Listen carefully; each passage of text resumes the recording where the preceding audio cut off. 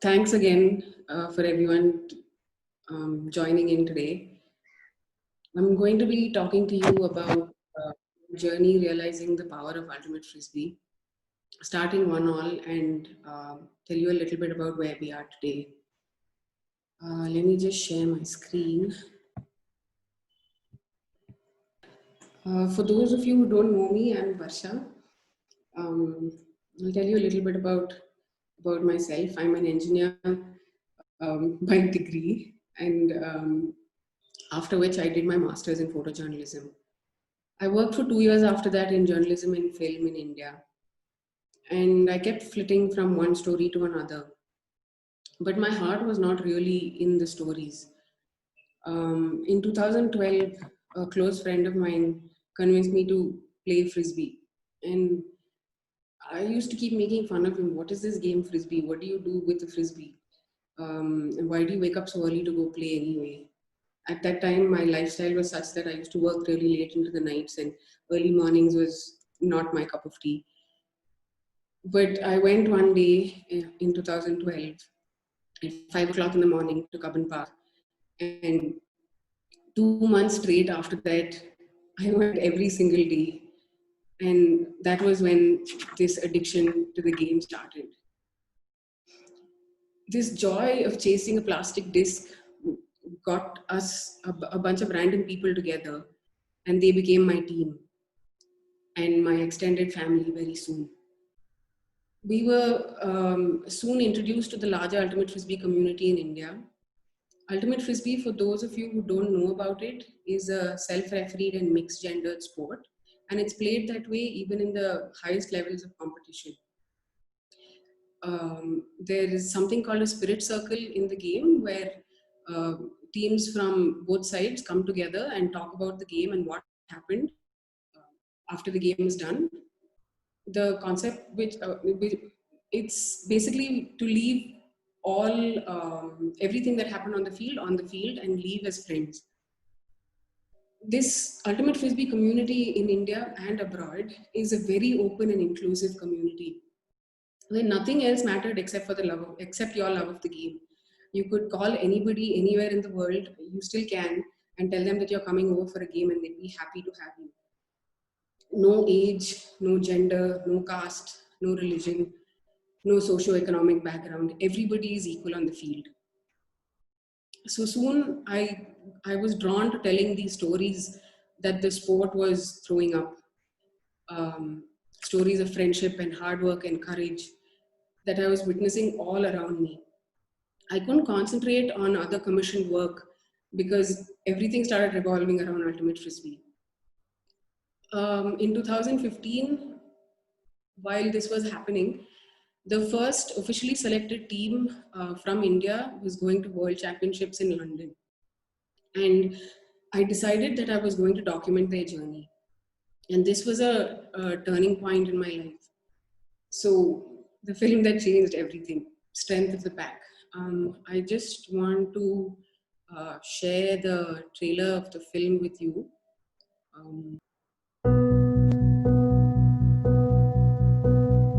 Now this is the law of the jungle, as old and as true as the sky.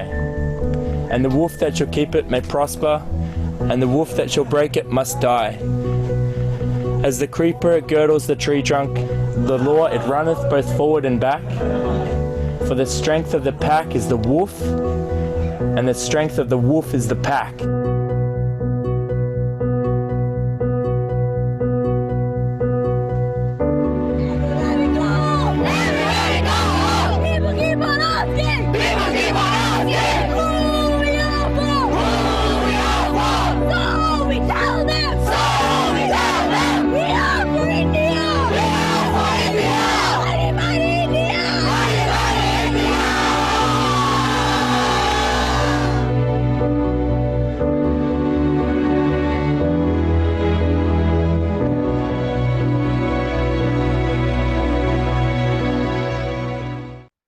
So this story, when I finished this film, is when I realized that I can't keep waiting for these stories to happen. the power of friendship and hard work and self-confidence and empathy that I saw there was so inspiring. And I realized that I am at a unique point in the growth of the sport where I can create these opportunities for these stories to take place.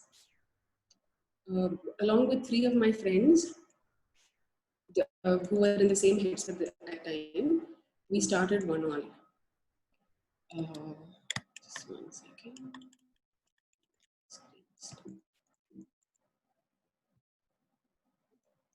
Sorry, technical difficulties.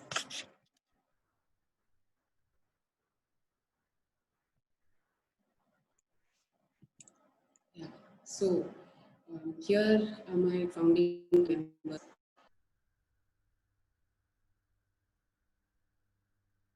And Anand joined us very soon. And the five of us started One All in 2016. Why we started One All? So the problem that we saw that were faced by most marginalized communities in India is that life skills are not uh, given priority anywhere, um, anywhere in the education system. Parents forbid girls to engage in extracurricular activities after puberty. Adolescent boys,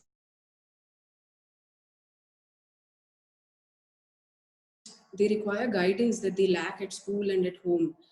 And no one talks to them about how to identify and understand their feelings, or how to deal with anger, shame, and jealousy, how to deal with attraction, what empathy means. No one tells them that their own identity and their opinions matter. They lack strong role models with whom they can speak with openly. There's so much information through the internet media that they don't understand what it means to make an informed decision. And this propagates gender stereotypes and gender discrimination and in the society around them. And at this age where they forge their identities and they have so much, they experience so much changes in their bodies with confusion, value education is not given a priority. And marginalized societies, they're often forced into marriage and careers very unprepared and very young. A lot of communities also have issues of substance abuse, and they just lack support in these formative years. So this is the problem that we were trying to address the sport and trying to teach children what we learned through the sport. Uh, so how we approach this is we've created a life skills curriculum that integrates sports and other ultimate frisbee in particular and other outdoor activities, and we run these in schools and communities, and we also have a facilitator training program. So how our sessions are structured, they are about an hour to an hour and a half long, and mostly outdoor. Let me give you an example, say, of how we integrate life skills along with sport. Um, let's talk about empathy. So if our topic for today is empathy, we have a fun activity in the beginning where um, I think you guys know how to play lock and key. So it's a very simple game. It's a game of tag. So if you touch the person, they're locked, and unless they get a key from somebody who's not tagged, they can't run anymore. So we ask the children before we begin the activity, what kind of actions do you know that are abusive or angry actions? And so the children might tell us, coming to hit somebody, or hurting somebody, or having an angry face. Then we ask them what kind of activities are empathetic activities. I mean, not activities, actions. What are empathetic actions? So then they'll tell us giving a hug or a pat on the back, or so then we tell them, okay, so the lock action for you right now is to go at somebody with an angry face, or try to hit them, and the key action is to go give them a hug. So they play the activity for a bit, and once that's done, we talk to them. We have a small 5-minute discussion. And so how did you feel when somebody came at you with an angry face? And so they share what they felt. And then we ask them, how did you feel when somebody came and gave you a hug? And then they share what they felt. And then we try and relate this feeling to their real life. So if this is what you felt in a game, imagine if this is happening in real life. If you're really angry at somebody and you're shouting at them or you go and hit them, how would they feel? If you feel this way in a game, then how would they feel in real life? So maybe we can try and be more understanding of someone's feelings. So this is a fun activity. So once the fun activity is done, we have an ultimate specific activity. After all, they have come to learn ultimate frisbee. So we teach them ultimate frisbee specific skills. And then we have a spirit circle, which is very integral to ultimate frisbee. Everyone stands in a circle or sits in a circle. And we talk about what happened that day and what they learned, and they share what they felt. So that's kind of a briefing about what we did in that session. So this way they internalize what they've learned that day. So this is the basic structure to our sessions. And currently we are working with 3 schools in Chennai and 2 schools in Gudlur, 2 communities in Chennai and 1 in Gudlur. And we have an ongoing facilitator training in both places. Facilitator training because most of our facilitators are from the same marginalized communities that the children are from, and who better to teach the children than someone that they can relate to. So in Gudlur, when we work with Adivasis, we have an Adivasi facilitator training program where facilitators are from their own communities who speak their own language, and the same thing in Chennai as well.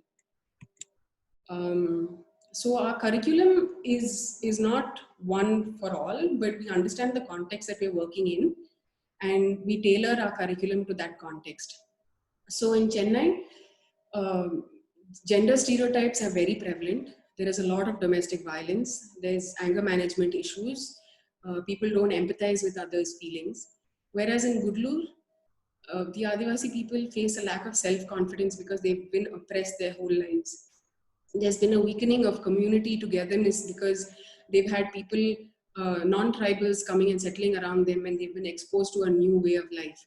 They lack exposure and opportunities to showcase the immense talents that they have. And they lack communication skills for conflict resolution outside their own tribes. They're very hesitant to speak to non-tribals. So keeping in mind these differences, we tailor our curriculum to each situation. So since 2016, we've worked with 460 children, a little more than that. We've had 10 camps. We've worked with 10 schools and 3 communities. We've trained 19 facilitators till date, and we've had 17 donors and NGO partners. So here are a few success stories that we have seen and observed in our years of working till now. Meena is one of our facilitators. So these are all our facilitators. Meena is in Gudlur, and when she started working here in the SSA school, girls and boys won't hold each other's hands, and she says now that they've become good friends who share their ups and downs. Carlin is also from Gudlur, and in the community that he works with, the boys chew a lot of tobacco while playing, and through our sessions he has observed that their habits have changed, and the children themselves have decided that okay, now we won't chew tobacco while playing frisbee. Nandini is one of our facilitators in Chennai, and she feels that she's gained a lot of confidence through teaching children and learning how to be a facilitator through One All. Ganesh and Gayatri are siblings, and both are facilitators with One All.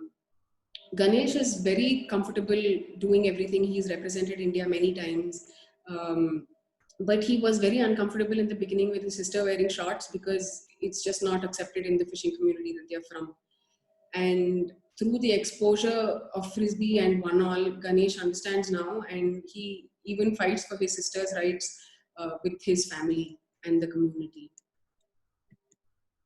These are a few of our students. Rocky is from Chennai. He used to play a lot of sports, but he likes playing frisbee best.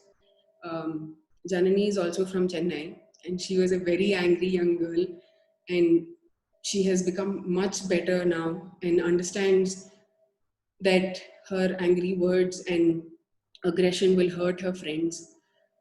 Vishnu is from Gudlur and he is also one of our youth leaders now. So he also teaches Frisbee to young children. Rajita is one of our students. It was the first time that she went to Bangalore and participated in a tournament, and she was amazed at how everybody actually paid attention to what she said, and she made a lot of friends. So what I aspire for the children whom we work with, in an ideal world, our young people would become empathetic, sensible, and socially responsible adults who work actively to create a better society around them. And we started One because we wanted to share with the children what we learned through Ultimate Frisbee. Ultimate Frisbee made us want to be better people and gave us confidence to believe that our opinions actually mattered. What if we taught young people this early on in their lives? What if we taught them that boys and girls mattered equally? What if we gave them confidence to believe in themselves, but still empathize and respect others? We could all live in a community of strong and dignified people, regardless of their social or economic or religious status.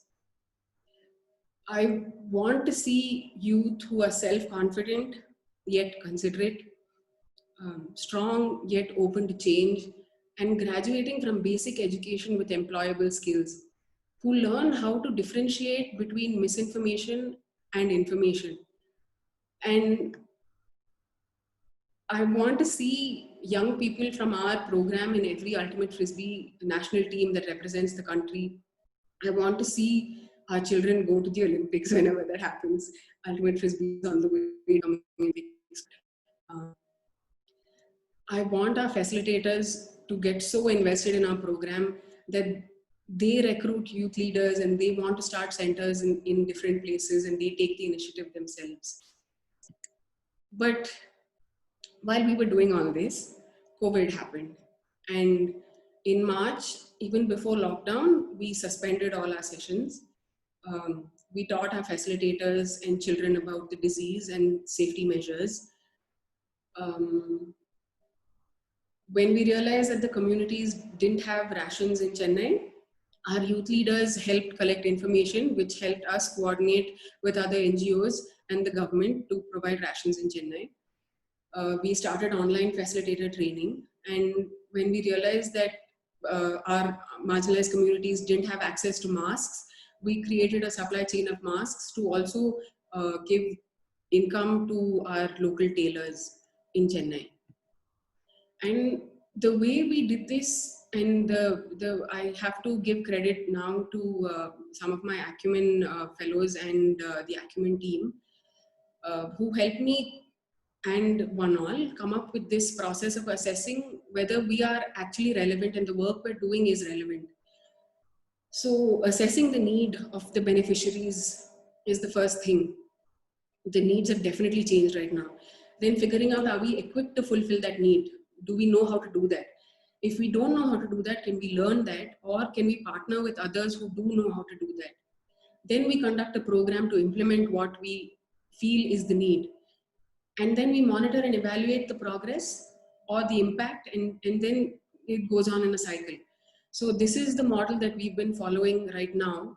And we have arrived at e-learning, which is the current need of the hour amongst our children, because they've been at home since schools closed in March, and we conducted a survey of more than 80 parents and guardians in the community, and we learned that more than 70% of our children, sorry, I think that's 90%, have not engaged in any academic activity at all since the time schools closed. And this is actually the time where they should be preparing for exams, and they would have given their exams by now.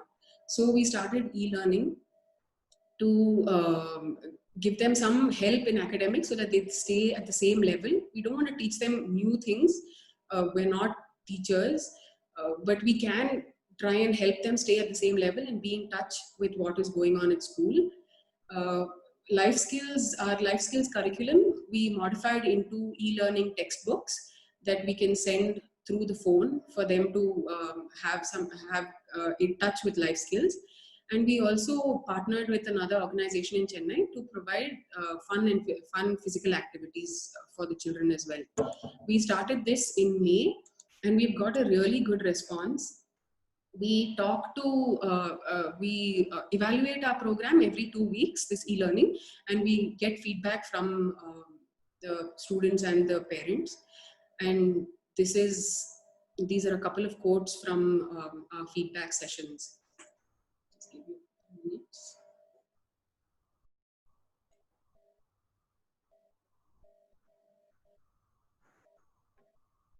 Most parents are really happy with us because their children are engaging in something than learning or watching TV, or just spending time without. So, my motivation. Why do I do this work that I do? It's because of Frisbee.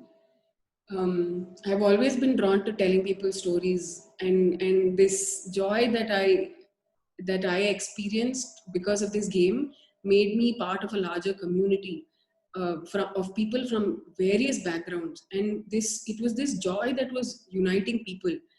And the rules of the game ensured that the community strived to be more understanding of others, and the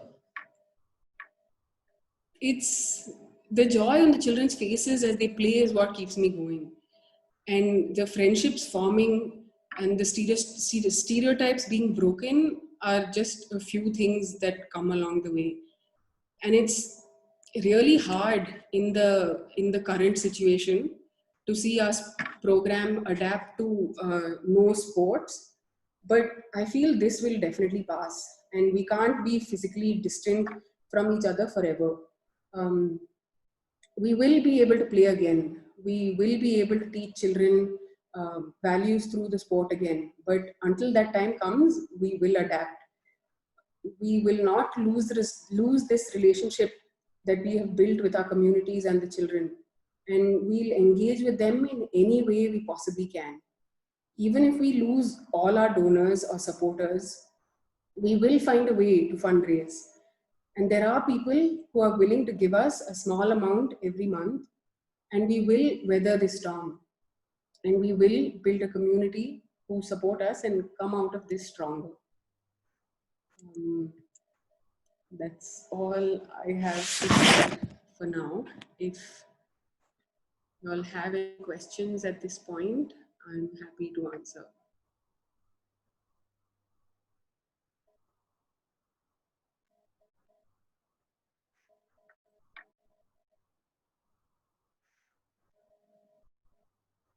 Hi, Varsha. Madhu here. Am I Hi, audible? Madhu. Hi. So I actually just wanted to understand, firstly, like super work. It's very inspirational, and just wanted to, kind of understand. I think it's possibly just to kind of feed my curiosity. Uh, the kids who've already been with One All for, for some time, when COVID hit, or, when they first kind of got to know, was there any kind of apprehensions? How do they kind of learn to adapt it, like as kids, as individuals? How do they kind of learn to adapt it, and how did kind of One All help them navigate the rest? That was something that I just wanted to know. Thanks, Madhu. Very pertinent question right now. I mean, the first reaction for our kids was not about COVID, but they was really disappointed that we couldn't have sessions anymore, and they couldn't play frisbee anymore. They were so unhappy about that. And once they realized the seriousness of the situation, that's when we started teaching them about the disease, and we started doing a lot of research, and we taught our facilitators. So we didn't just stop the sessions. Before we stopped it, we went to the communities and we taught the children about the disease, about safety measures, about social distancing, about washing your hands, and all the safety measures that were required to have in place right now. And we taught them about taking care of their elders at home, So it was largely through our facilitators. We reached out and we made the children understand that this is really serious. And I don't know if they actually got it in the beginning, but as time went by and lockdown started and they saw the result of this pandemic, schools being shut and all of that, that's when they actually realized. Great. Thank you. And I guess continuing with the earlier question, how do you see the kids who are part of One All influence the rest of the community who aren't maybe actively engaging with you guys, but how are these kids kind of changing the things around them? So in Gudlur, for example, the children who are part of our sessions, the community sessions, they have gone actively, they have become our marketing team, to, for lack of better words. They have gone around in their villages and told people, come join our sessions, be part of this. So we don't tell the children that this is a life skills program. For them, it's only a frisbee program. But we try and bring in the life skills element in a very subtle way so that it's not a lot of learning. And we've seen small changes in the children. They share their water bottles. In Chennai, for example, there was a lot of fighting amongst the children before, when we started this program. And on the beach, the kids used to get so violent, throwing sand on each other and pulling each other's hair and cursing their parents. And fights from the frisbee field used to be carried home, and fights from the house used to come to the frisbee field. In living in such a small community, that's bound to happen. And slowly through the program, they've realized that you have to empathize with others, and they try to deal with conflict, because if they don't deal with conflict in the game and they don't talk about it, then there's no playing the game. So they take that seriously, and because they are used to doing that in the game, they slowly take that back into their lives as well. And here in Gulur, we've had a couple of our students who also come and asked us whether they can join the program and become frisbee teachers. And we didn't rather have the bandwidth to take on all three of them. We've taken on one, and we've told the others, you to show us that you're serious about taking this up, and we will support you. So that is also underway right now. Great. Thanks for sharing that, Varsha. Thanks, Madhu, for your questions. Hi, Varsha. Hi. I heard you saying that you kind of will be very happy when you take these kids to Olympics whenever that happens. So you're so purpose driven. How do you ensure kids who come from very, very different backgrounds, and especially during COVID time, remain purpose driven and also remain excited? At this time, like, this question would have been extremely easy to answer 3 months back, because I can speak for the kids in Gudlur here. They have a drive to show the world what they're made of, because they've been marginalized and ostracized and oppressed throughout their lives, from generation to generation, that every time I ask them, why do you want to do this program, or even the facilitators, why do you want to do this program, more often than not, the answer is, I want to put Gudlur on the map. I want to show people what we're made of. I want to show people that we can also do it. And that drive, I feel, is there in children from marginalized communities, because they know what it means to not be seen. So at this time, during COVID, we are also finding it hard to keep spirits up amongst the children. But I think what is driving them and us is the light at the end of the tunnel, hoping that we can play again. And just the joy of the sport and just chasing that disc down is what is motivating all of us to continue to do this. Very, very admirable and very inspirational.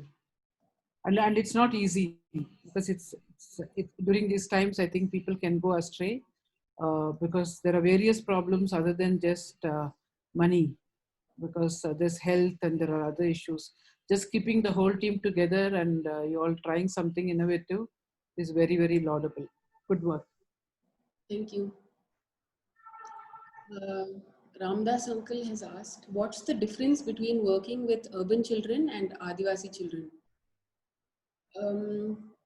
So the difference in terms of, from our side, the facilitator side, is that in the urban setting, it's very hard to get girls to play.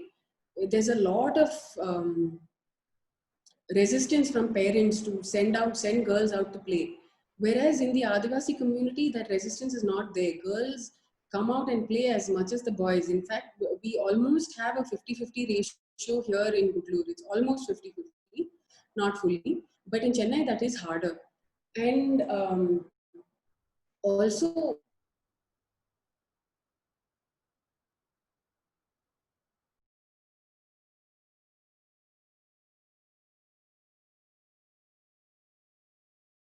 speak back, and that takes a lot of time to build that trust in Chennai, where that trust comes when they are very impressed by your abilities as a coach, or you build that bond with them and they confide in you. That's when that trust comes. But here in Gudlur, the children are very open to listening and talking, and Chennai children are a lot, they just want to play, so they don't like talking a lot. That's also here as well. They don't like talking a lot, but I think these are a couple of differences that I can think of off the top of my head.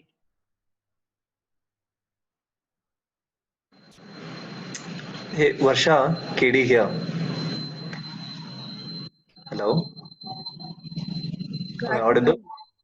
Yeah. Okay. Hey, speaking from my perspective of working with an NGO myself, during these COVID times, there is one thing that stood out is, I think you mentioned it somewhere in your slides also, that something about the relevance of what we're teaching, and even from the sort of work we're doing, of the various sort of life skills we wanted to teach during the COVID time, some of the things that stood out for us was just to kind of ask ourselves and understand, is what we're teaching even relevant, given there's so many other kind of issues that we saw only get highlighted during these times. So have you seen any of such instances, and even in terms of what you want to focus on going in the future, has it brought a new perspective to what you want to do? Definitely. That's a very interesting question. I'll try to answer it in the 3 minutes. If the call drops in 3 minutes, Madhu has just messaged saying, please rejoin the same link and password. Sorry for the inconvenience. So it's definitely made us question our program a lot. But I think life skills is always going to remain relevant. It's just that it's not the most relevant thing right now because of everything that's happening. So we feel, we've had this discussion in One All as well, and we feel like we right now what we can focus, we can't do anything about the pandemic, and we can't do anything about the lockdown measures or not being able to go to school, or any of those things. Those are completely out of our control. But what we can control is being in touch with the children and making sure that they have someone to talk to about whatever they feel, and they have someone to share with. And our facilitators are role models for our children, and they are also mentors, and they're very close to the children. So it's a huge help for us to know what the children are feeling, because they share very openly. And I think that's kind of all we can do at this time, and try not to push our agenda, but try to see what they need from them, and try and see if we can supply that need. Like masks, making masks or creating supply chain for masks is not something that we ever thought that we would do, but they needed that, and we figured out a way to do that. And I think that's really important in any organization's work, is to just figure out what is it that you can do to fulfill the need that your children have at that time. I don't know if this answered your question. Yeah, it does. The only part I also did ask was, maybe it can be answered later also, is going into the future, are there specific areas that maybe stand out to you in terms of how you want to work with the children, even specific types of life skills? I don't know. So I was just wondering about future gazing a little. We haven't yet spoken about modifying our curriculum, because the life skills that we have ideated on and put together is pretty wide. It's a very wide range of topics. So I think maybe, just off the top of my head, maybe we would have to include more about expressing your feelings, because at this time people are, alone. A lot of children are alone, without any support or mentors. So I think maybe that's one thing that we would try and focus on. But yeah, I can't think of anything else right now, KD. I think I'll have this discussion with you after we've had it at one all internally. Yeah, fair enough. Thanks, Varsha. Thanks. Hi Varsha. Hi. Hey Varsha, Neha here. Um, hey, I just want to say a big round of applause. I want to give it to you.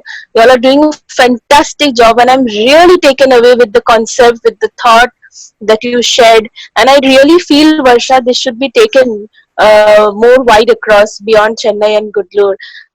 Just to add to Katie's point, I really want to, I really wish, and I really would request, if you guys have the opportunity, please bring it on to the other part of the country.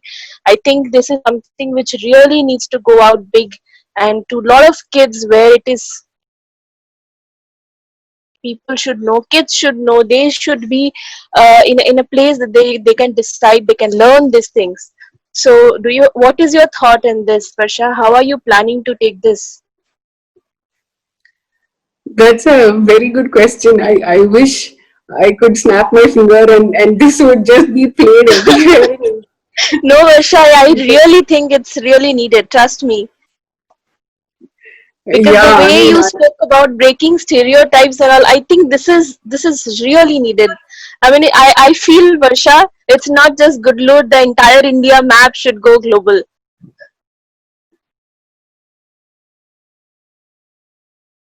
sorry, I'm on mute.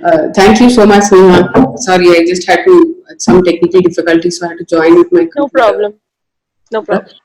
Um, I completely agree with you. I think this should be done everywhere. And I'd just like to point out also that we are not the only organization working with Ultimate Frisbee and Sports for Development. There is Bridging the Gaps, run by one of our very close friends, Liz.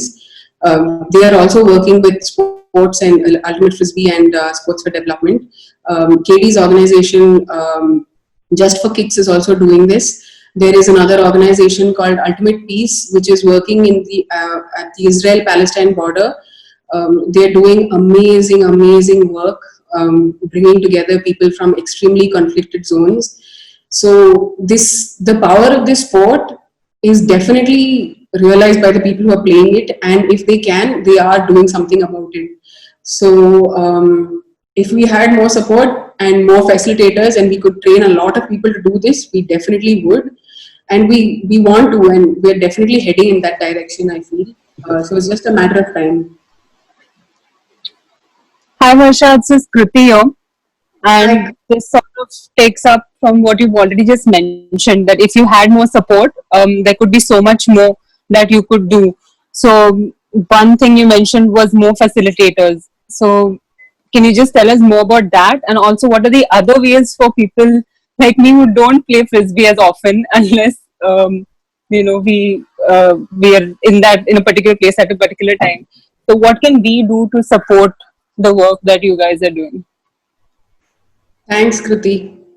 So the first part of your question, why I said more facilitators, is because facilitators are everything in this work. And if we had very good, capable facilitators who are invested in the children, that makes all the difference. They take the program on as their own and they just go with it, and the children relate so much better to them. So it's always hard finding people who want to do this work, because it's right now it's not very, very well paid, but that I'm sure will change soon as well. And for the second part of your question, right now what we're trying to do is build a community of people who want to give a little every month, and not large donors. So we feel like our organization, at least till now, we've relied a lot on large donors, and there are always risks to that, because something like this happens and your supporter decides that it is not, that they can't support you anymore for various reasons. And it's way better, we feel, to have a support system of people who believe in the work that you do, regular everyday people who can contribute something every month from whatever they have, regardless of the amount. And that's the campaign we have started about a month back, Give a Little Every Month, and the details of that are there on our website. I'll share the link on the chat soon. So for anybody who wants to look at that, please do. We've also started something called the One All Inner Circle, where we have, again, people who believe in our work, who will become messiahs of One All, for want of a better word, who will talk to their friends and their friends and their friends, and the word spreads. And like, my crazy idea is that if everybody in the world started playing Frisbee, the world would be a better place. And it's also that if everybody heard about Frisbee, then they would feel like playing, or they would support somebody who wants to. So, yeah. Thanks, Varsha. Thanks, Kriti. Hi. Just on that note, so the topic being either to reach the game itself to a larger population, or to reach a larger population for requesting on the donations. How do you, what plans do you all have on that? Sorry, can you please repeat the last part? Basically, I think for the game itself to reach a larger population, and also for you all to expand, you'll need more money. And how do you all propose to reach out to a larger population for attracting donations? So, thanks. So, like I said, we feel like the best way for us to go forward is by building a community of people who want to support us, as well as look for larger donors. So right now we have our Acumen team who have been supporting us in terms of monetary contributions to tide us over this COVID time. But that is again an example of a large donor, and the risk always with large donors is that, you know, our life skills for development, sports for development program might not be very high on the list of priorities, especially right now. So it's very difficult to convince people that what you're doing is relevant. Instead of convincing one large donor or 5 large donors, we want 500 small donors or 5,000 small donors. So we hope to build that kind of community in the future, where we don't have to rely on one particular person or one particular organization. Does that answer your question? Partly yes, but I think what would be more important to a lot of people to know about what you all are doing, some sort of marketing efforts. Not really spend on that, but to talk about what you all are doing to a larger population. Yeah. So our social media has become a bit more active right now, and that is the rage of the day is TikTok and Instagram and these platforms. So I think it would be wise for us to make use of that. And right now we are a small team. So Chia and I run the operations, and pretty much everything, fundraising, donor management, do everything. But if we, once we have some more funds, I think we can get in a team that handles marketing and spreading the word about us. So that hopefully will happen this year and next. Yeah, Varsha, I think I just want to add to Jayanti's point. I think awareness of this is very much needed. And if you can, I don't know if there is any way that we all can support, would be more than happy to do so. Because this is really a good one and it should reach out to the mass, I feel. Thank you, Neha. I think also talking like this in front of people really helps to spread the word. So I guess the onus is on me to do a lot of talks like this to spread the word as well. Yeah, really, because honestly, I was not much aware of it, but I thoroughly enjoyed what you spoke, Varsha, and I think wherever I get a chance, I'm going to definitely speak about it. If there is any other way that I can do anything more beyond, I would be happy to do so. Please let me know. And I wish you guys all the very best. Wonderful job you are doing, seriously. Thank you. Yeah. There's a question from Adele. How does the ultimate frisbee requirements that there must be mixed gender on the field get received by the communities and children? So let me address the children part of it first. When we started our program in Chennai, we started with separate programs for boys and for girls. And this was largely because they didn't have a mixed gender sport at all. None, the girls and boys didn't play together, and we were worried about the community backlash and what problems it would create between the children. But as the sessions progressed, the boys asked us, why don't we play with them? Why can't we all play together? So the children realized very early on that it's just more beneficial for everybody, and everybody has more fun if there's a larger group of people playing. So the children really, they don't see this difference between boy and girl at that age. But the communities, that's a different part. And we as an organization have we are concentrating on building strong female facilitators and ultimate frisbee players, so that we show by example. And if we, especially here in Gudlur, we are a team of 3 female Adivasi facilitators here, and me, and 1 male youth leader. So our Adivasi women here are so amazingly talented that when they, as older women, show the children and the communities that they can play, it makes all the difference. It's no amount of talking may make that difference when people are actually seeing other women play. And obviously we also need to talk to the communities and address issues like why can't we play and why can't we manage both household chores as well as a game. So these kind of talks and awareness campaigns are also really important. But the communities have been very receptive, and because the parents especially, parents of our children, they see how much joy the girls get by playing this game and how free they are. So they want their children to be happy. So they do break that stereotype and allow their children to play. So that is very satisfying to watch. And the game itself, just to give you a little bit of idea, it 7-a-side and 3:4 or 4:3 either way ratio.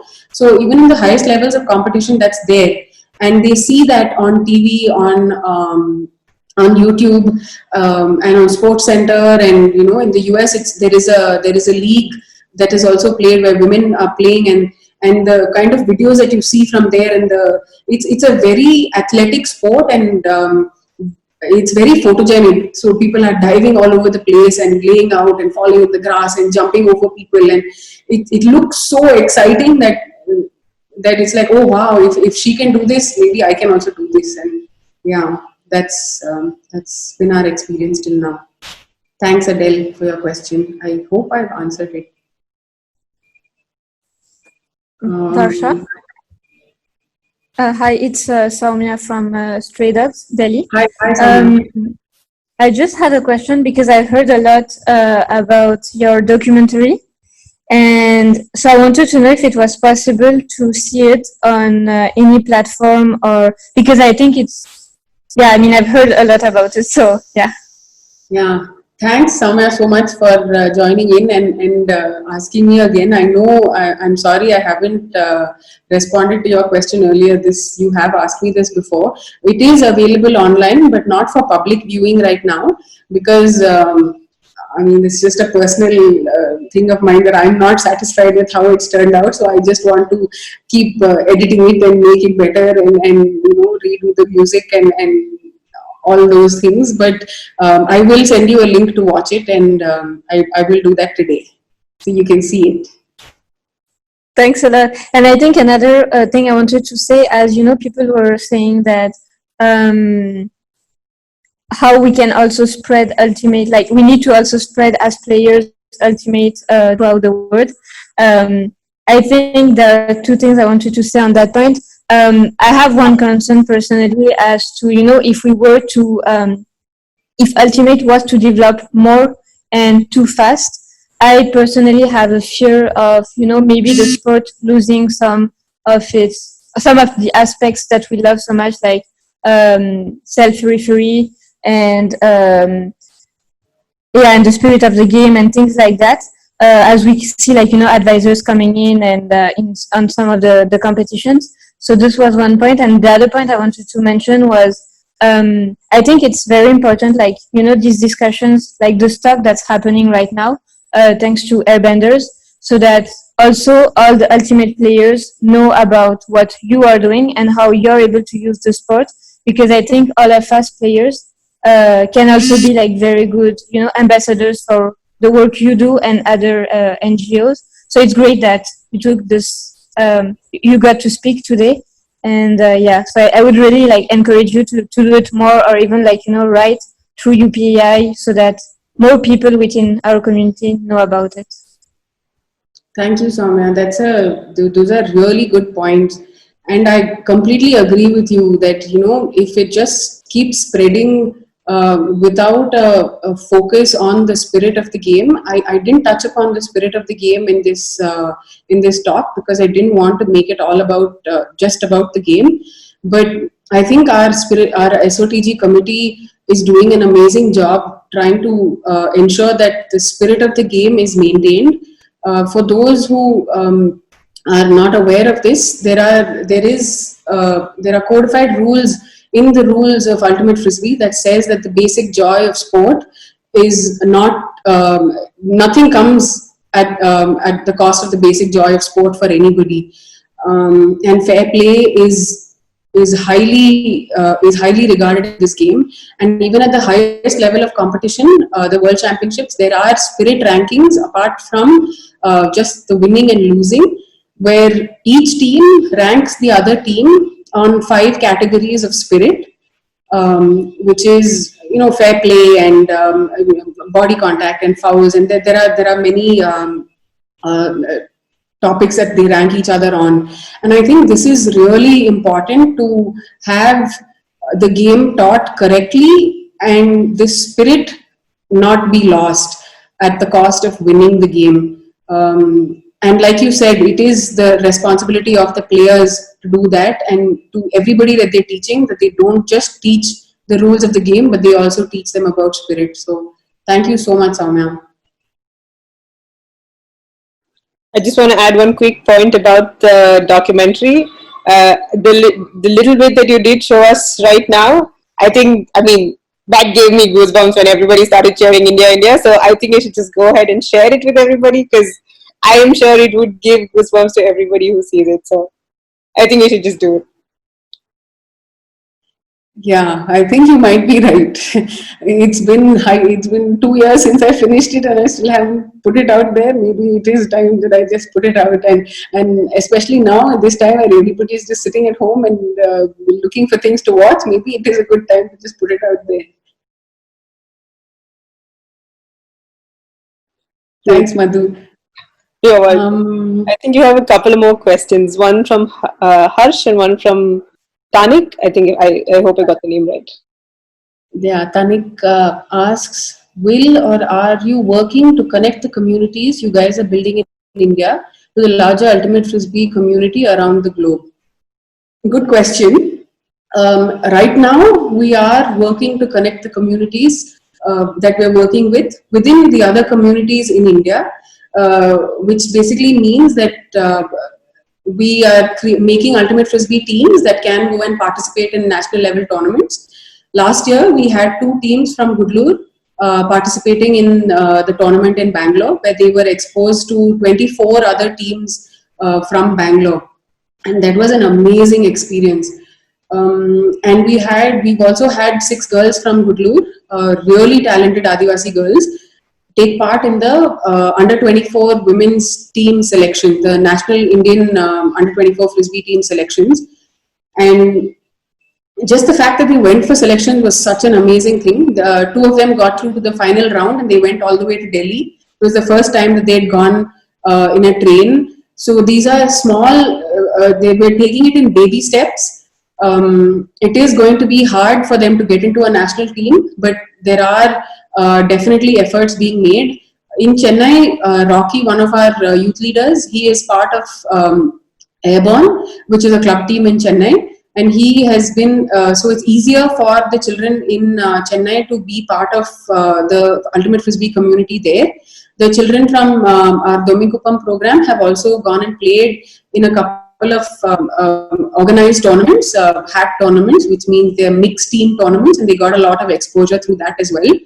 So right now we're exposing them to the Indian Ultimate Frisbee community, and slowly we will definitely expose them to the Ultimate Frisbee community around the globe. On another note, there have been Ultimate Frisbee players from outside India who have come in and given us help with coaching, different sessions, who've contributed a lot to our program, like Dan and Jess from Australia. We've had Jess and Takla from Canada. I'm sure I'm missing a few others, but we've had a lot of Frisbee players who've visited India, come to our program, and who've interacted with our children as well. Thanks, Tanik. There's another question from Harsh. Do you think the curriculum you have built can be adopted in mainstream education system prevalent in India? Do you think it should be integrated at all? That's a very interesting question. I think both Chia and I feel the same way about this, that it's very scary for us to have our curriculum taught wrongly, and that's the only concern that we have.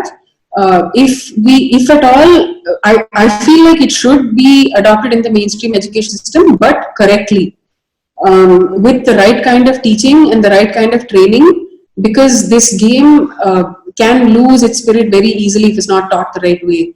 So if we train the facilitators to teach it the way it's supposed to be taught, then it can definitely be adopted, and I think it should, it will make a huge difference to the way children interact with each other in school, with their teachers. I think it would do wonders. Thanks, Harsh.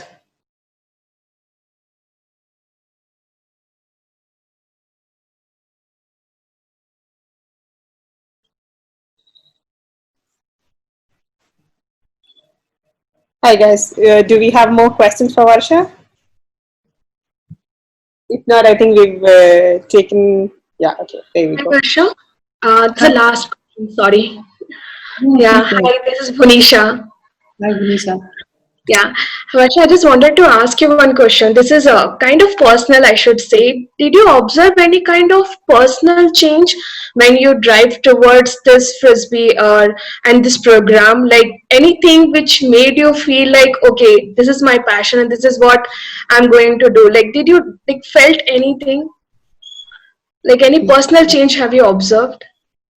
Definitely. I mean, the personal change that I've observed, that is separate from why I'm driven to do this work. So I have been a very angry person, like since I was very young, and I think through this game and through the interactions with my team and other frisbee teams in the country, I have had a lot of feedback given very constructively to me about how whether I was aggressive or insistent, or I had bad body language.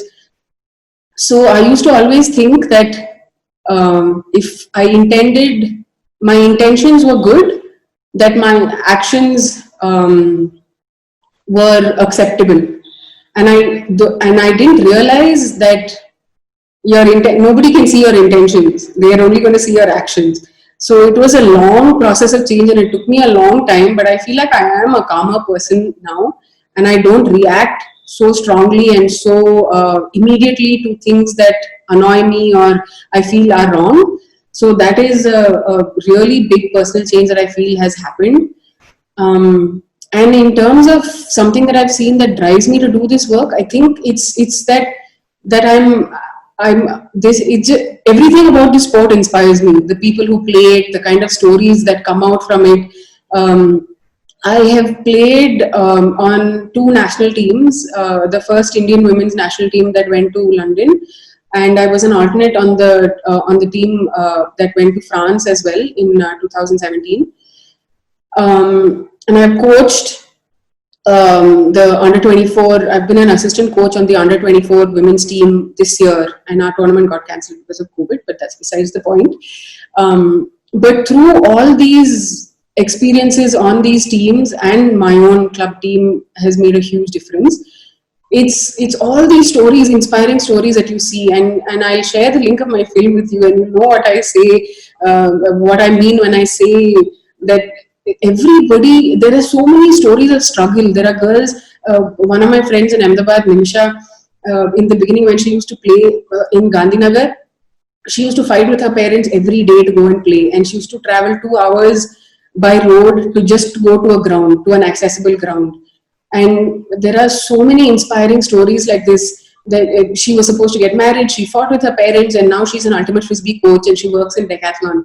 And it's just one small example, but such amazing stories of strength that come out. The sport gives people so much self-confidence to do the things that they want to do. It's very inspiring. Yeah, I can go on and on about these stories. Thank you so much. I got my answer, and congratulations and all the best for the future. Thank you so much. Thank you so much for this, Varsha. This is great. I think this is something that we've been wanting to know of for a long time, and we're happy that you were able to take some time out to actually share all of this with us. Thank you, Madhu. Thank you and Airbenders for giving us this platform to actually make this happen. It's really amazing what you guys have started. And thank you so much to everyone for joining in and taking more than an hour off of your time and listening to me ramble on about Ultimate Frisbee.